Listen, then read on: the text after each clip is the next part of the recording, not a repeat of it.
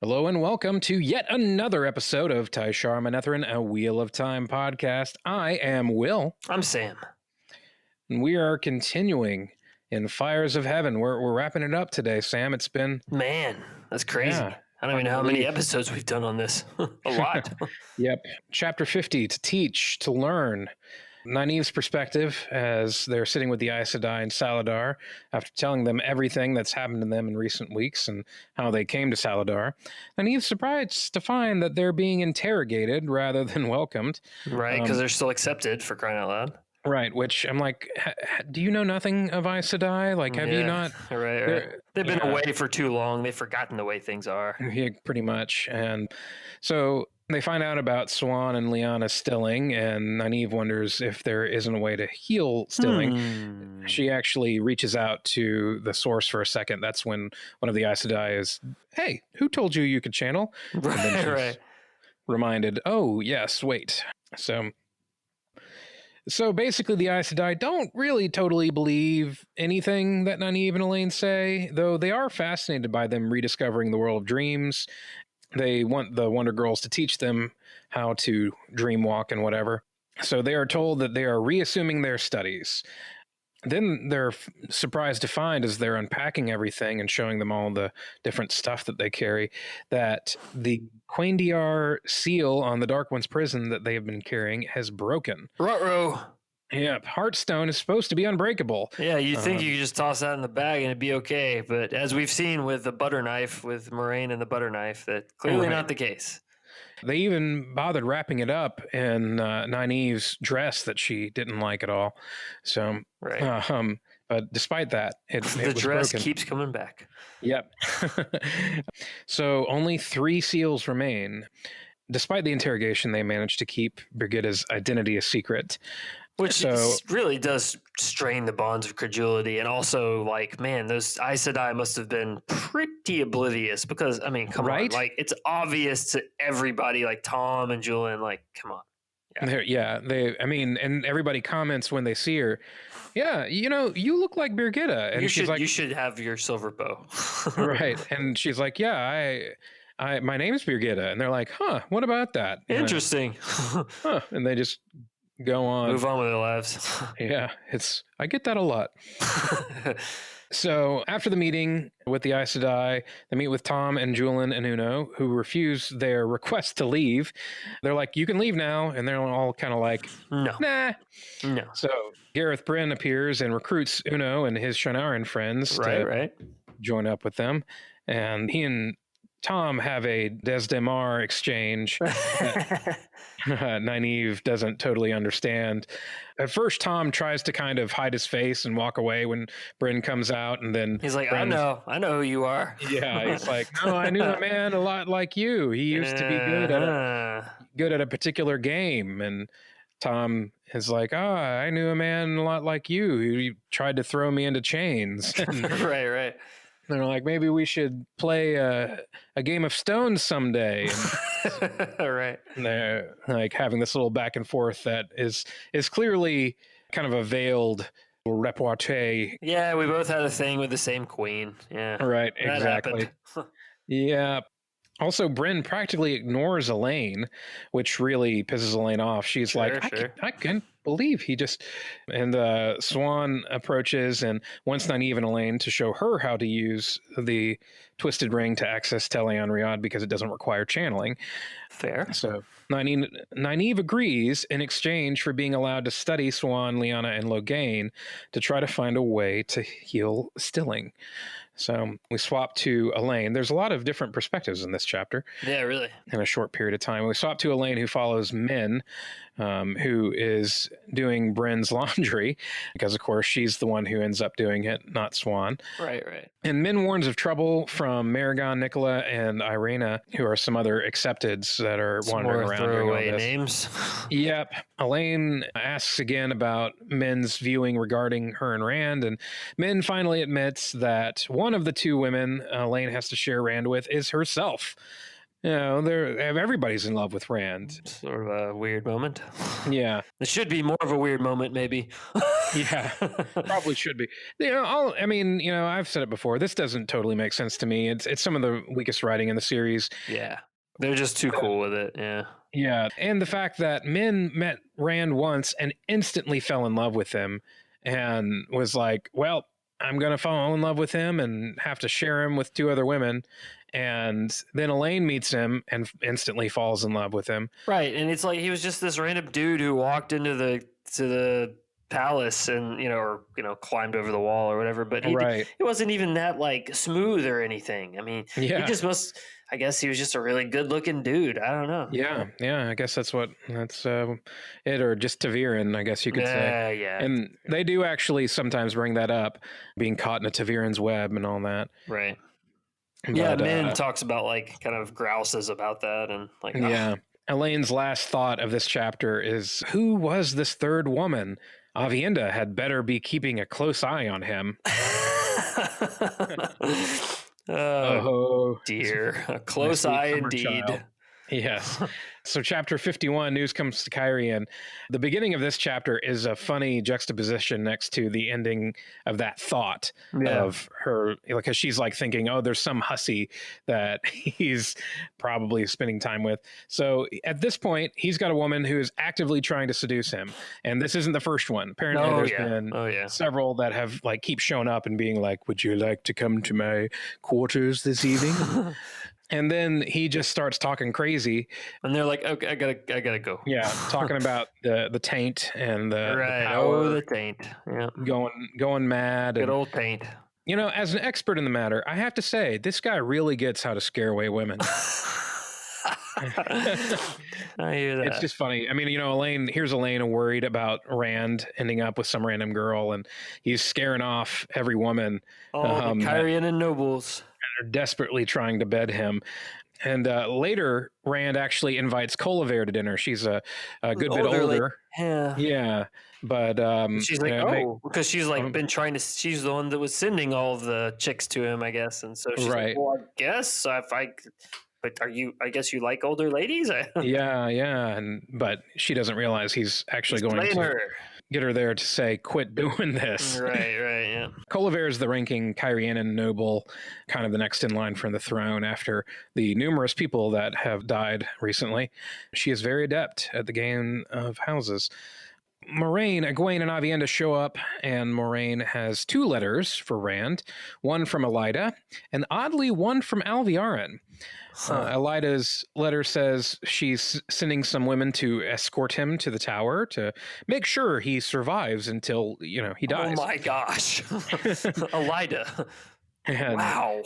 Yeah, basically, just like, Elida, do you think that's going to work? I mean... why would you even send that? But... Tone deaf. Read the room. Alviarin's letter is very flattering, and she swears to serve him, says he should keep her letter a secret from Moraine.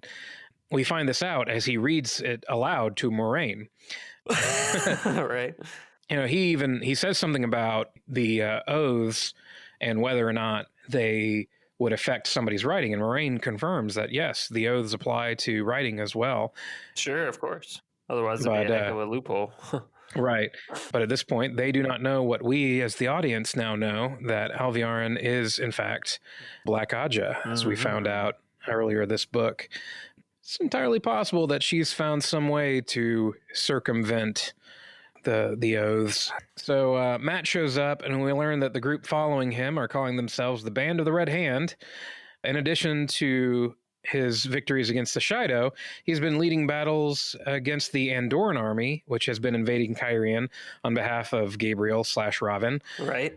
Matt lets slip the rumor that Morghese is dead. And Rand is very upset about this and blames himself for not having gone after Ravin. Rand, here, a guy that just he's so skilled at blaming himself. Oh yeah. I feel like he blames himself faster. Trying to carry the weight of the world on his shoulders. And he is, but he's trying to carry more than the weight of the world on his shoulders. Right. So Rand then commits to take a small group via Gateway to Camelin to deal with Ravin first thing in the morning. After dismissing the women, Rand tells Matt that he needs him to go to Tyr with the band to rally for an attack against Samael at Ilion. So we swap briefly to an Egwene perspective to get some cryptic words to her from Moraine, who says that Rand will need her counsel. Egwene is confused, as she thought that Moraine... what? Yeah, you've been doing that.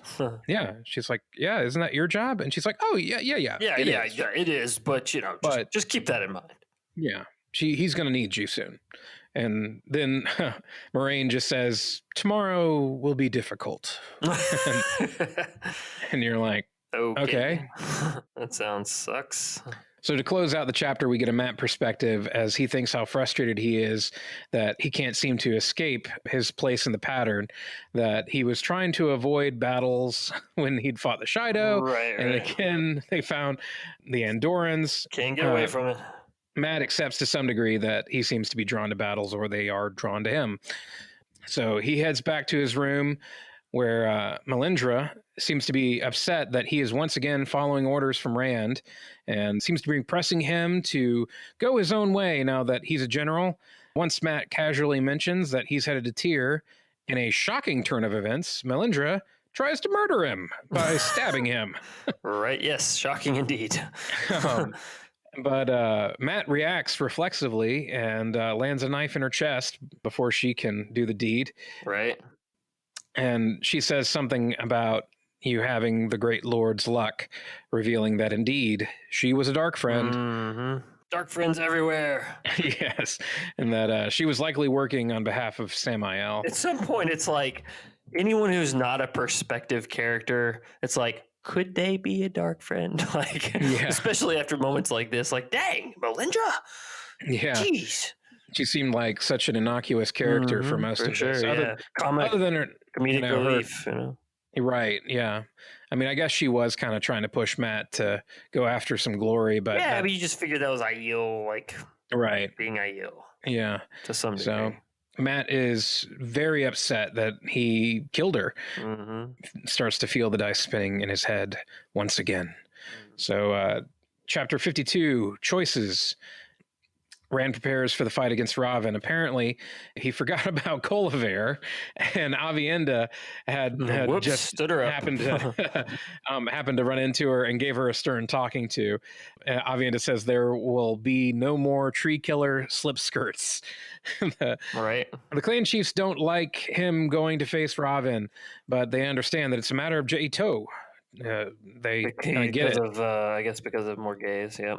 Yeah, and so they. And also, everyone around starts to notice that the maidens are missing with no explanation, and nobody quite knows where they are. As Modian enters and explains that he wants to come with him to Camelin to prove his loyalty. Right. Matt comes and explains what happened with Melindra. Moraine and Egwene arrives, and Moraine mysteriously gives Rand 2 letters again. This seems to be like a thing with her lately. He gets 2 letters lately. Yeah. These are both from her, though, and one is for him and one is for Tom Marilyn for Rand to deliver the next time. Yeah, why is he okay with this? What? And yeah, it's odd to me that she does kind of say, like, hey, this is just not for now, just for later when you have time to think on some things. But why doesn't he say, well, why couldn't you just tell me later? Yeah. Or, yep. He doesn't really pause. I guess he's like, maybe he's thinking like she's going to leave. I don't know. Maybe. Yeah. And it does. I mean, it does strike him as a little odd. He does kind of. He's just sort of he's got Ravine on his mind, I guess. I guess that does make sense. So we briefly switch to Kadir's perspective, I think for the first time and the last time. We had like a brief one like early on, but not too many. When I think Lanfear comes to talk to him the first time, and now she's coming back. So he's hanging out his wagon, thinking dark friend thoughts. When Lanfear shows up, at first she's still disguised, but then they step into his wagon, and she makes herself apparent as Lanfear, and he's terrified and begins to list off all the info he knows in hopes that she doesn't kill him. And at some point, he just mentions that Rand might have taken a lover. That was a bit of a miscalculation there, Kay. And that was the wrong thing to say. Smash cut to Rand's perspective, and he doesn't understand why Moraine is taking him down to the docks for no apparent reason. And suddenly, Kadir's wagon just explodes. Boom! And Lanfear is standing there with Kadir's skin in her hands. Oh my gosh! And she tosses it aside and asks, "Who is Avienda? Who is that hussy?" Yeah, this is here, just so funny. Like, yeah, such I mean, a yeah, it's darkly humorous. Like, It if this really is. Yeah. isn't at least a little bit funny, Oh then I feel yeah. like they missed the mark. The cut from Kadir starting to tell, then cut, boom, who's Avienda? Right. And ought to Just be completely giving up all right, pretense of like all subtlety. subtlety, yeah. And especially because Lanfear has repeatedly proven herself to be the most cunning, like two Oh, steps sure. ahead of everybody until she finds out that Rand is taking a lover. Then Yeah. she's got to know who that hussy is. Right. And it starts, I'm just, just imagine her like snapping her fingers and Who's the skank? oh man. Love it. Here we see Lanfear's weakness on full display. She flies totally off the handle and goes into full psycho ex-girlfriend mode. Yes. And she totally loses her guano over all this. So Moraine charges Lanfear. And Moraine, having known this was going to happen. Right, and creates a wall of air to stop Lan from following her before Lanfear tosses her aside with the power. Rand creates a dome to surround him and Lanfear, but it includes Egwene and Avienda, who Lanfear begins to torture in an attempt to find out which one is Avienda. After Rand cuts her weaves and tells her he could never love one of the Forsaken, Lanfear pivots and rearranges her vision board a bit to go from marrying Lews Therin to killing him. Right. It wasn't a very difficult switch for her, though. Right. Love and hate, two sides of the same coin, I guess. Yes. Rand realizes that no matter who she is, he can't kill a woman, and so she begins to take advantage of this. This and like she comes starts full to, circle with the maidens. Yeah, she starts to torture him. So, and then we quickly hop over to Moraine's head one last time, who crawls out from under Kadir's wagon. We find out that all of this was predicted by the visions she saw in Rodion. And Moraine distracts Lanfear and lures her over to the wagon with a twisted stone doorway, and she embraces the source and charges Lanfear, pushing her through the doorway. And so we get into chapter 53, Fading Words. Rand watches as Moraine and Lanfear fall through the doorway, and it starts to catch fire and melt. This is kind of an interesting picture because it's stone. Yeah, So how They're does not that coming work? back. You're right. Yeah. Right. Lan runs past Rand and stops when he realizes that he can't follow her. Rand releases the weave of the dome, and Lan says, "She's gone. I can't feel her presence." Lan realizes that he can't stay because he can now feel his bond is passed to someone else.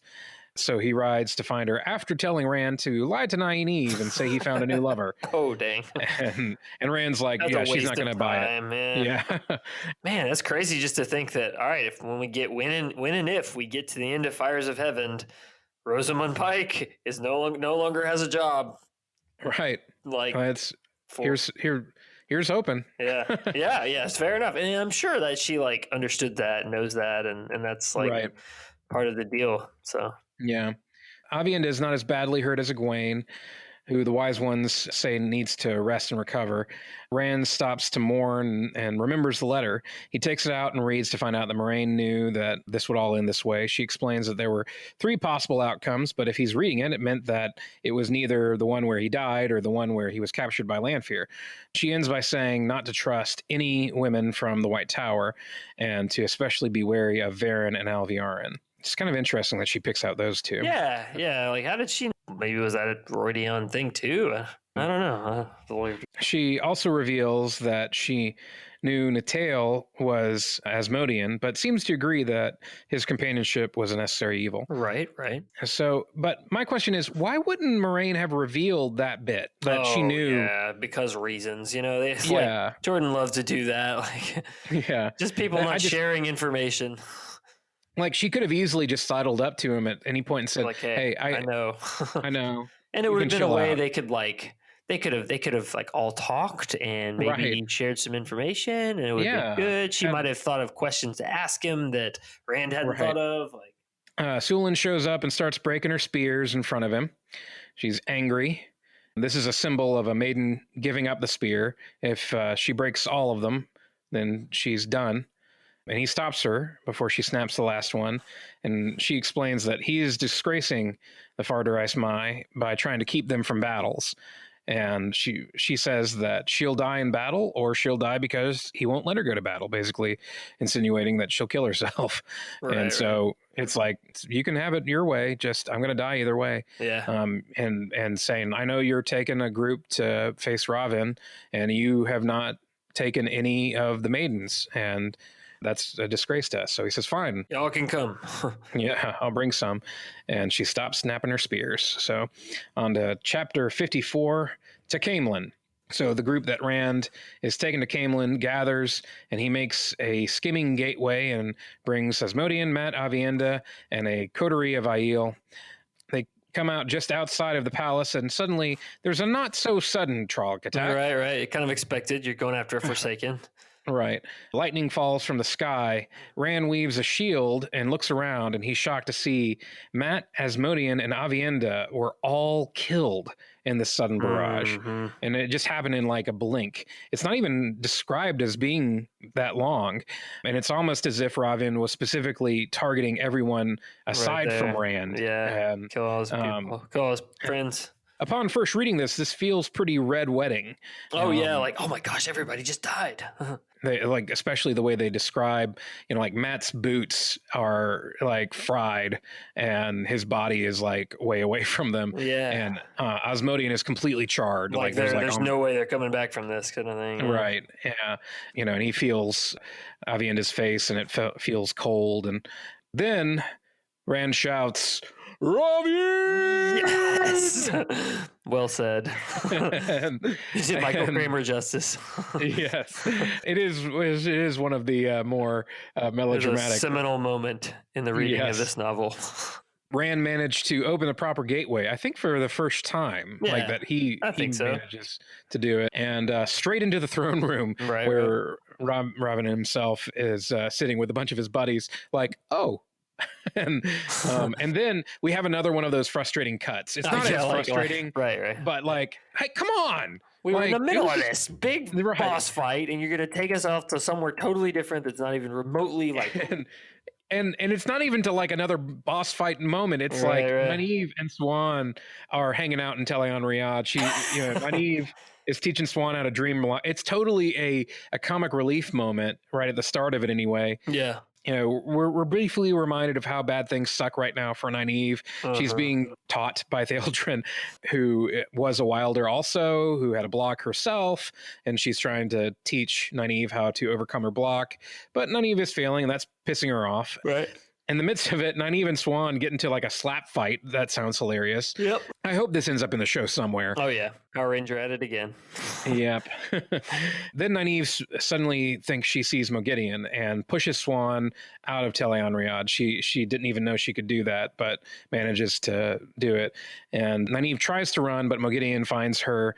At the same time, Birgitta appears and distracts her, but Nynaeve is kind of useless because she's still in emo mode where she's like, oh, I can't do anything. Right. Moghedien turns Birgitta into a child and taunts Nynaeve, and somehow in a gambit, Nynaeve manages to make an Idom appear around Moghedien's neck and take control of the situation. Then she makes Moghedien release Birgitta, who explains that after Swan woke up, she knew something was wrong, and so she grabbed the ring and downed the last bit of sleeping whatever. Right. Moghedien tries to convince Nynaeve to let her go in exchange for information about the other Forsaken, but Nynaeve threatens her, and it works. Right. Moghedien explains that the trap that Ravin had prepared for Rand, and Nynaeve decides to go to Camelin in Talion Riyadh to find a way to help Rand. Right, so at least it loops back around to being involved. Right. Yes. But at the start of the scene, it's like, dadgummit. Yeah, why? Right. Right. And especially, I mean, because it does take a while to get around to it. So exactly. And you're like, where's the action? Why are we going to a slap fight between Swan and Nynaeve? Right. We should be seeing this titanic battle between Ravin and Rand. Right. Then chapter 55. I was going to be mad if we get back to the beginning of chapter 55 and Rand's like, whew, that was a hard fight. Yeah, right. Right? He's Yeah, sitting there he's eating, just standing over Robin's right, body. right, And, eating some stew or whatever. right, yeah. They're having a party, like. Yeah. So Rand is chasing Ravine through the palace. They're almost equally matched, and they're leaving a path of destruction. A Murdral shows up and attacks Rand, but he pulls a Terminator 2 and freezes the Murdral until it shatters. Well played. And then, after exchanging bolts of balefire that both miss, Ravin escapes into a gateway into Tai'Shar, and Rand instinctively detects the residue of that gateway and manages to follow him. Ravin, it's the taint again. Yes. Taviran. Yeah. Right. We haven't had any loyal this book. Yeah, that's true. Yeah, not enough. Taviran. So Ravin tries to use the dream world to just take Rand apart, basically, to deconstruct him, but he fails, and Rand just throws a ton of lightning bolts at him. And back to Nynaeve and Moghedien. So Moghedien clearly doesn't get how IDOMs work, and which encourages Nynaeve, because Moghedien keeps trying to take it off, and it makes her puke like the nurse Marta in Knives Out every time, where she's... I still haven't seen that. I should. Yes, you should. It's great. There's a total role reversal from the fear that Nynaeve has been feeling this whole book, and now Moghedien is afraid that... Heck yeah. Especially when they realize that Ravin and Rand are battling nearby, she begins to beg Nynaeve to let her go. Because she is a coward. Yes, exactly. Moghedien is, I've maintained it for a while. She is really, she's called the Spider. Yeah. She kind of, hangs makes her back, plans and hides, spins her webs, hides, and tries to, leap out only when she's sure she's going to win. Yeah. But ultimately, she is a coward. So that's different from Lanfear's weakness. All of them have their weaknesses. It's funny when you look at it, and they're different. All of the very true. The different Forsaken. Back to Rand and Ravin. Ravin managed to trap Rand briefly enough to begin to use the dream world to turn him into some kind of animal. We're not sure which, only that he wouldn't have access to the one power if he succeeds. So Nynaeve, pulling Moghedien along, manages to follow the sounds of the battle. She eventually sees Ravin and channels flame, burning him badly before he manages... Sneaks up on him and channels. Yep. Yeah. And just enough to burn him. He throws up a shield of air, but Rand is able to recover and turn back into himself, and sees the fire highlighting. Yeah. Yes, it would be great if he was turned into something really bizarre and random for a moment, just a nematode or something. I don't know. Sloth. A sloth would be awesome. I think of that scene in The Emperor's New Groove when all the different soldiers are turned into different animals. And yeah. One of them's, "Hey, I've been turned into a cow. Can I go home?" Yeah. You are excused.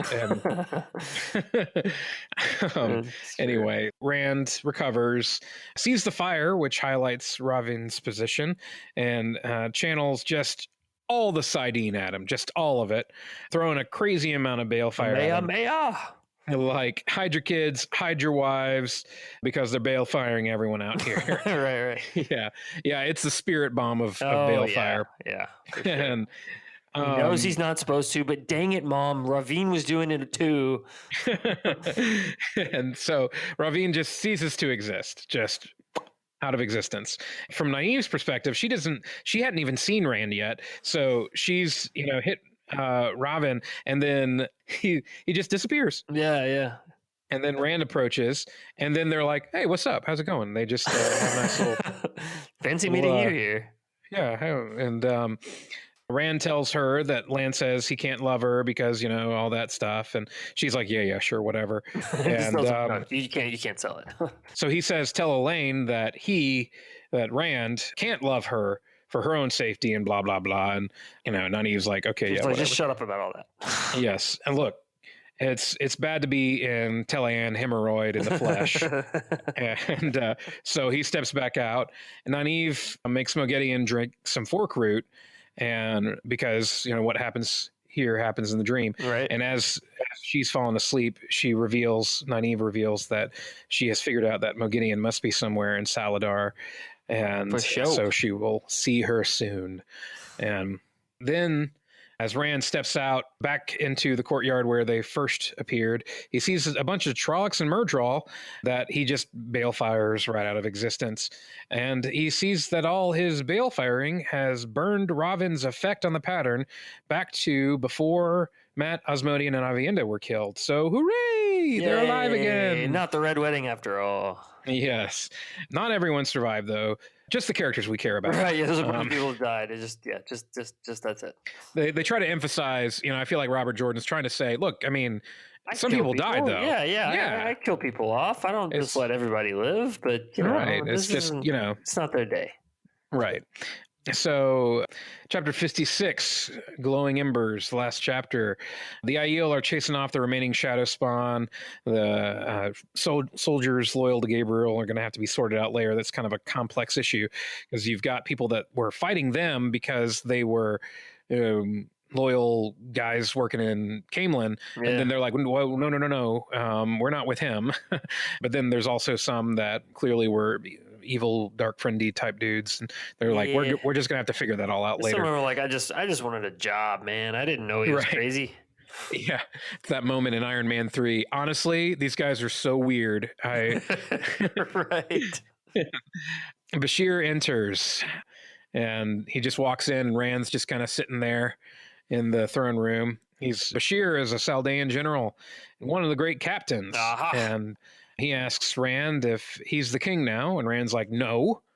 It's not why I'm going to here. get the throne back to Elaine. And also another one.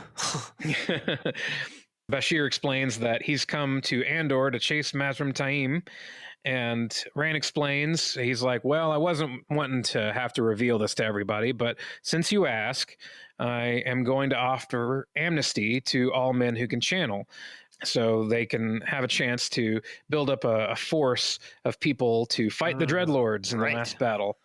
And so Bashir is surprisingly cool with this, even though he's been chasing Mazrim Taim this whole time. Like, I think you'd have more of a problem with that. Yeah, and I mean, like, he was really a scourge in his home country. So, but he's like, okay, cool. Well, you're the Dragon Reborn, so I've got this, whole big group of Saldaean soldiers. So me and all of them are yours, and I think we just have to chalk it up to Taviran. Right. The paperwork is all ready to be signed. Yeah. So then we get a brief Asmodean POV as he realizes what must have happened in regards to the bale firing. People are telling him that they thought they saw his dead body, and he's seeing the marks of balefire around the palace. And so he's kind of like, I wonder if this means I'll be a new man now. And right. But as he's thinking that, he goes to the pantry to get some wine, and he's balefired out of existence by some unseen person. Right. And we're not going to find out who that is for a long time. No, we are not. Indeed. So long that I don't even remember who it is.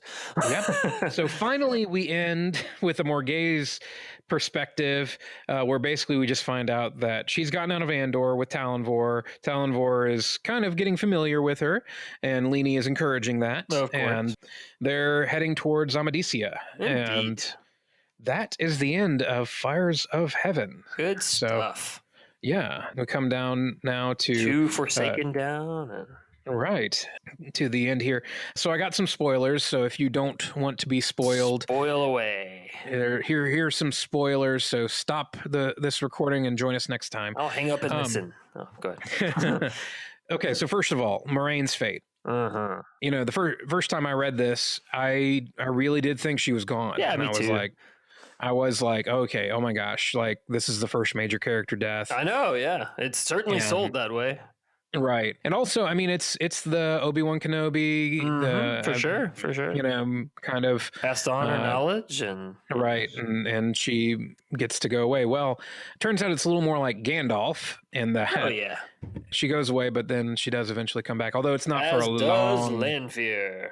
A long time. Yes, right. Because Lanfear was not bale-fired. Nope. Ravine is done, but Lanfear is coming back. Right. She does come back. So, but yeah, the interesting thing is it seems that Lanfear actually properly dies but Moraine doesn't really die. She just gets stuck in the Tower of Genji. And it's interesting to me that I'm assuming it was the burning of the Terangrial, the Twisted Stone doorway, that severed the bond. Because I wasn't even clear on why that happened, really. Yeah, because otherwise, because the Tower of Genji is a separate dimension, kind of. It's a different world. Yeah. So I guess if there's no connection to it, I guess. Yeah. Right. That would kind of make sense that he can no longer feel her. Right. So, I am hoping that the show lasts and that they're able to, retain Rosamund Pike so they can have that. I hope that they can resist the urge to try to like rush to get to this so they can have this scene. But it'll be really powerful if they do it right. Yeah. I almost, when she shows back up, I mean, we know by the time that she walks into the tent with Rand in the last trilogy that Matt and Tom have gone to the Tower of Genji and gotten her, and so we know she's alive. I almost would like for there to be like show the Tower of Genji sequence as a flashback, so that we get this moment as a surprise. Of her just walking into the tent with everybody and being like, "Oh dang!" Like, I'm all about it. Also, I hadn't really thought about this. I kind of end up reading through this stuff twice when we take our notes. So it was kind of my third read through that I caught him saying, well, we're gonna need to bring all these men in to fight the Dreadlords, and he's actually creating the Dreadlords that he's gonna fight. In all reality, that's true. I mean, he had to know it was sort of a bad idea to start with the taint going on. Still, I mean, like that was always a situation. Like, I mean, obviously not all the Ashaman end up being evil. A lot of them end up being good guys.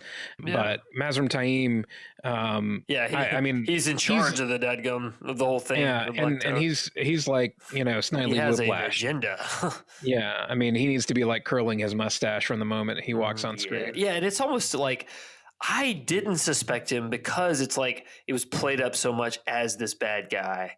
Right. Like, that I will say, I was kind of the same way. Double thought it, kind of. Yeah, I was kind of wanting him to not be. Yeah, me too. Exactly. I was sort of disappointed when it finally came out. Like, oh, okay. Well, I guess that makes sense.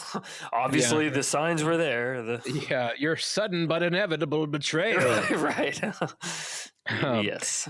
And finally, the who killed Asmodean mystery. I 100% have no idea. I can't remember. Okay, so so it's. Would you like for me to? I would guess Samael, but no, it's and that would make sense. That would have been. Right? That would have fit. Yeah. But it's Grandal. Huh. And and we don't really the way it gets mentioned. We haven't interacted with her very much, other than like the servants and whatever. Right. But like it's mentioned towards the end that, and just briefly that she was like, oh yeah, and I killed Asmodean, and it's like, such a throwaway thing. Yeah. Jordan made such a point to keep it a secret that it was like, oh, this is going to be some big reveal. Right. I was thinking we're going to find out about a new dark friend that we thought was a good guy. Right. Somebody backstabbed. But it was like, no, it's just one of the Forsaken showed up and killed him. So honestly, I was kind of like, eh. Yeah. Right. Like, it was kind of a dangling plot thread that needed to be addressed. And right. And I mean, I almost wondered if that was something that like, either Jordan let dangle and was like, I don't know what to do with this, or he didn't put it in his notes, maybe. Right? Yeah. Or he did put it in his notes and was kind of like, oh, and Grandal killed Asmodean, but that was it. Like didn't flesh out like the reason behind it or what happened. And I could see that. Yeah, something in his head, and it wasn't in the notes. Yep. But yeah, we're at the end of Fires of Heaven. I can't believe it.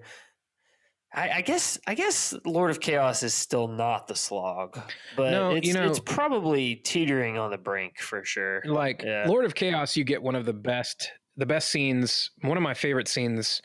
Is that the chest? Is the chest in? Yeah. You do get some of that gets a little tedious, and then you get the Battle of Dumai's Wells. That is epic. I agree. That saves that book for sure. Yeah, that's the best scene this side of the last trilogy, in my opinion. Yeah, and then after that, it's tough going. Yeah, because then you get Crown of Swords, which there is a little debate over whether it's solidly in the slog or not. But I mean, you're definitely getting there. No doubt. Path of Daggers. But yes, we will soon be approaching the slog, and we will slog through it. I mean, Daniel Green the other day posted a thing about answering, the worst parts of the Wheel of Time. And one of the, he talks about the slog in that. And he says, yeah, they're slow books. There's parts of them that you could really just skip and it would be fine. You could read a wiki and it'd be okay. Yeah. Right. But at the same time, you also have some of the coolest scenes. The cleansing of Sidene is in the slog. That's true. It's like firmly in the middle of the slog. Yeah, if they could just have had that as a scene in one of these books and then not drawn out everything around it, then it would have been awesome. But yeah, that scene was excellent. There's several moments like that throughout. Epic moments interspersed amidst tedium. Right. People talk about not liking the Bowl of the Winds, the Elaine succession plot, or the Fail Shido. Gwen's kind of politics with the tower and the and the thing is, I don't think any of those are bad plots. I just think they're slow, drawn out. The books are slow, and it's just a pacing thing, really. Yeah, but it is. Anyway, we'll be getting that before too long. We will. But you can visit our podcast at tsmpodcast.com. Please fill out our contact form. Say nice things, offer corrections. We will mention you on the air. You can follow us on Instagram, Facebook, Twitter, Podcast TSM handle for those places, and find us on YouTube now. If we get enough subscribers, we can get our own customized URL, which would be nice. So that would be helpful. But thank you for listening. As always, join us soon, and we will be starting the next book, The Lord of Chaos. So until next time, Tai'Shar Manethrin.